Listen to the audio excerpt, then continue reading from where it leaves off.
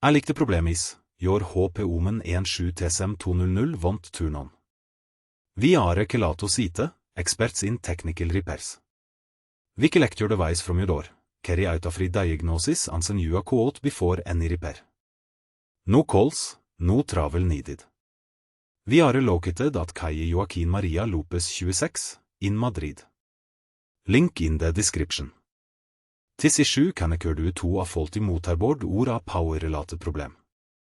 Our skilled technicians will examine the device and replace the faulty components, ensuring your HP Omen works perfectly again. If you don't want to take any chances, at Kelatos we collect, repair and deliver to your door across the entire peninsula.